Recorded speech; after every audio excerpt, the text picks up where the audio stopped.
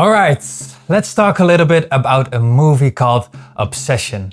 A film a lot of people have been talking about for like the last 2 or 3 months. I had the chance to see the film a few days ago, had a few nights to sleep on it, and well, here we are.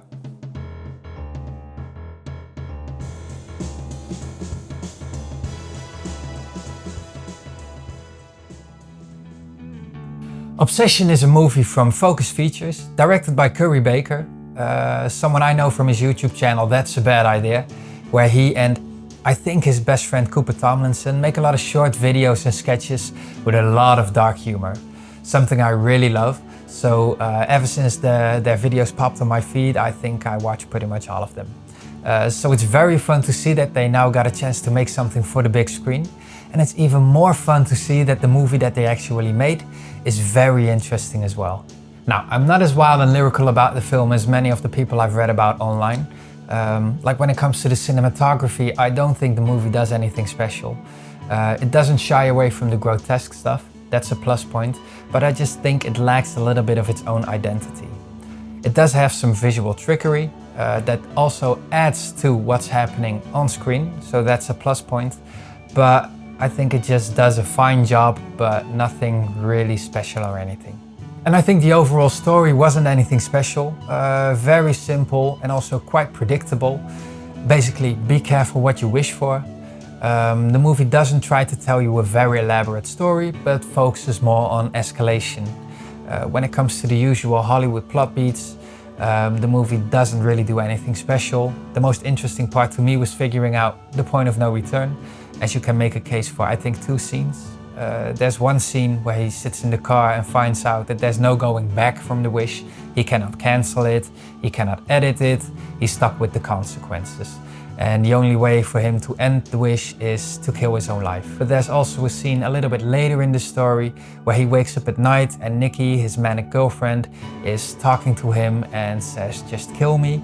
At that moment, our main character, Bear, knows what's going on. He has the chance to end her misery, but he chooses not to. He chooses for himself, and I think at that scene he sets up his own downfall later in the story. And when it comes to Bear's character arc, it's also not too complicated. He just makes the same mistake over and over and over again until, well, we know where it leads to.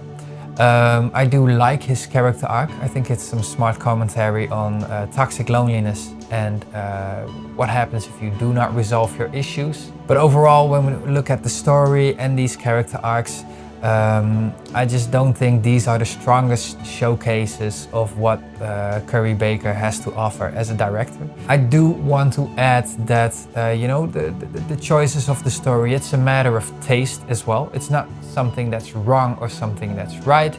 Once again, it's about showcasing your skill set. And I think that when it comes to the simple story, and that's just not where the movie shines brightest.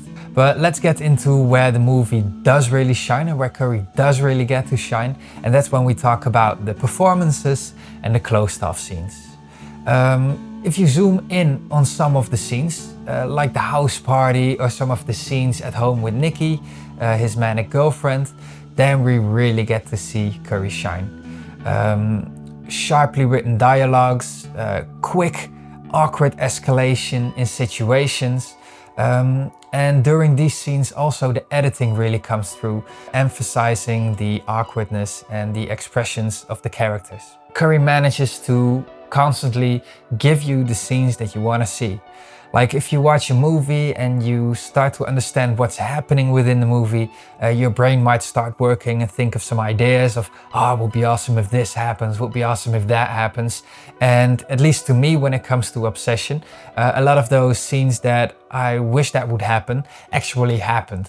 So that's very fun to see that the director has a great feeling for what the audience, at least in my case, what the audience wants to see. And he has one big trump card for these scenes, and that is Indy Navarrete. You've seen her in all the talk shows. She's everywhere on the internet, and for a good reason, because she gave an amazing performance. She's cute, beautiful, terrifying, manic.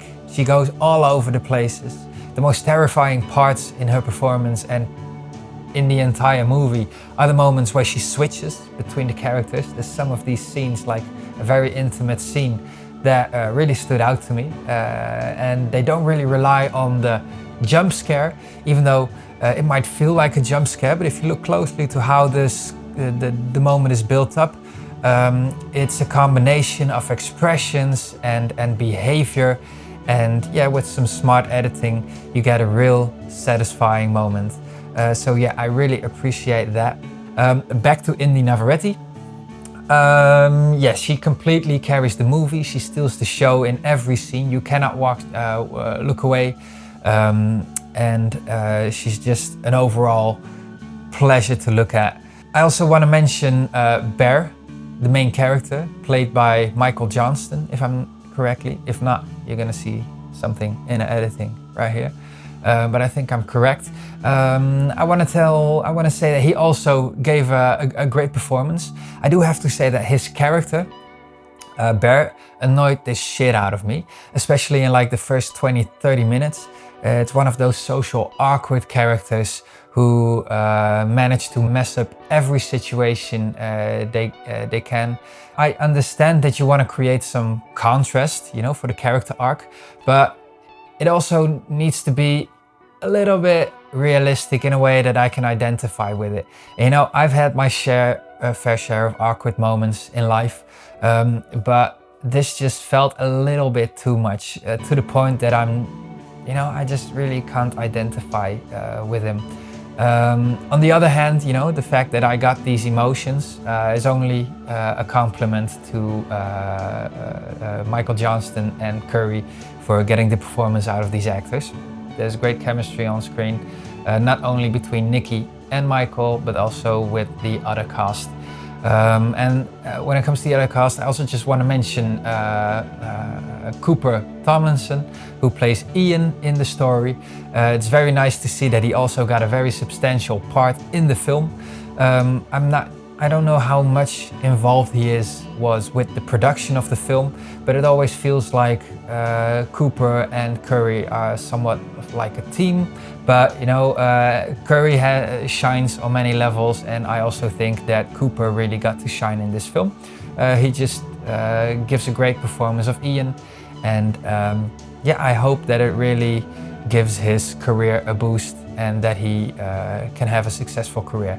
Because if one thing is clear, Obsession makes clear, is that both guys, whether we're talking about Cooper, whether we're talking about Curry, or whether we're talking about Indy, or Michael for that matter, they're all very talented people. And like I said, this is where Curry really got to shine, because he got these amazing performances out of these young, talented people. So yeah, here we are. I really enjoyed Obsession. I think it really gets to shine when you look at these closed off scenes, who are very sharply written, and you can really see Curry's experience with writing these shorter videos.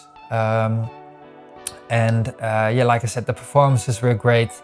The overall story, a bit simple, you know. I hope in his next project he picks a script where he can also show his talent in different aspects. Just keep on growing, Curry. And I saw an interview on YouTube where they were talking about some sequels and some spin-offs, and he said that he was very interested in making spin-offs related to the One Wish Willows and the sequels.